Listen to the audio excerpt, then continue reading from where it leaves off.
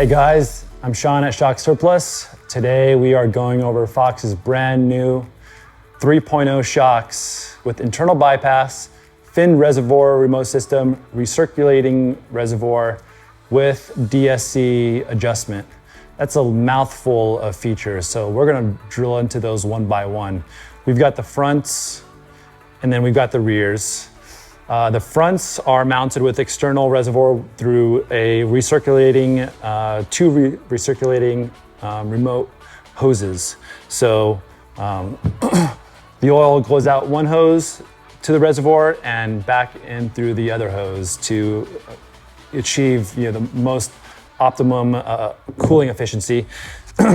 These fin reservoirs are basically like a heat sink for the reservoir. So the reservoir is not only cooling the main shock oil in the main body by circulating it out, it is also cooling it through this heat sink even further. That's to attack heat dissipation and shock fade when you're truly driving extremely hard off-road.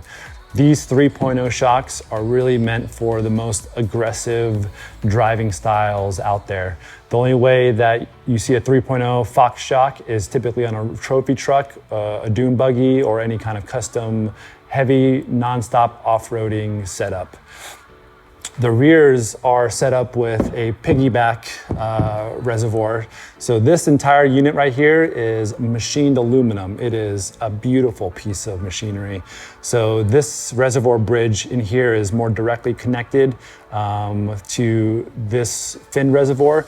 As you can see, this fin reservoir in the rear is slightly bigger than the reservoir for the front, mainly because there's more space here. This also has the high speed and low speed adjustment.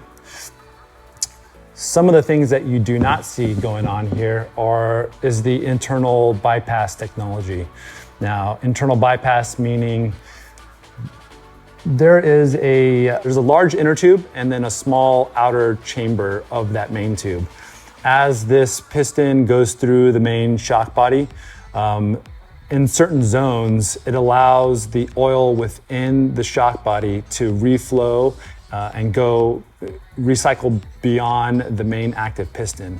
Only when the main piston achieves and goes into the extreme ranges of the shock, so full compression here or full extension here, is when a lot of the tuning takes place to slow down that shaft and the suspension in general.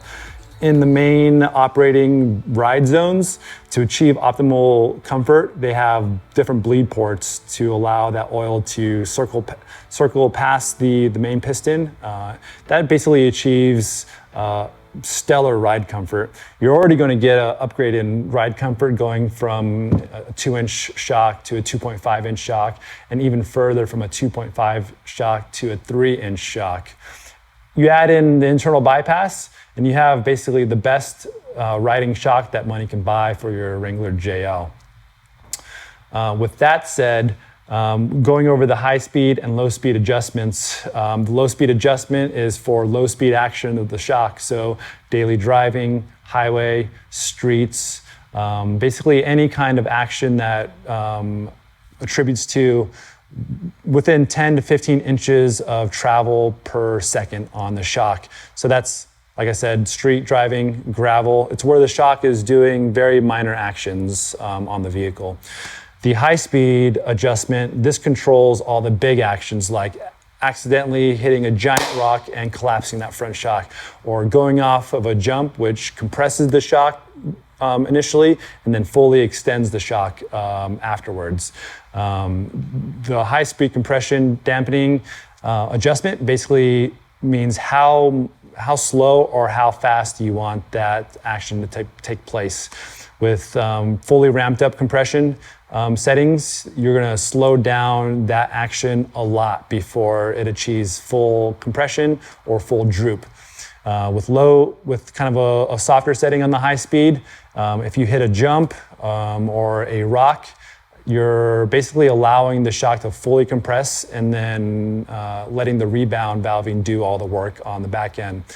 We typically ourselves run medium to soft, low speed, and then medium to firm, high speed when we're off-road.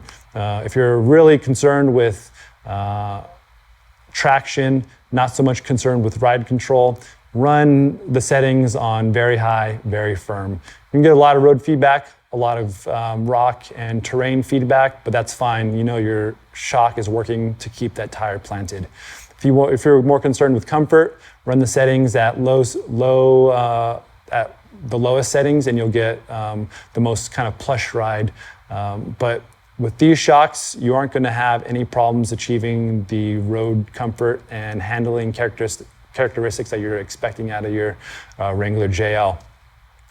Right now, the only place you're going to find finned reservoirs, internal bypass, all these bells and whistles on these types of shocks are either the Ford Raptor or the Wrangler JL, or a fully custom setup from Fox. This is by far one of the best shock packages available out of the box for the Wrangler JL.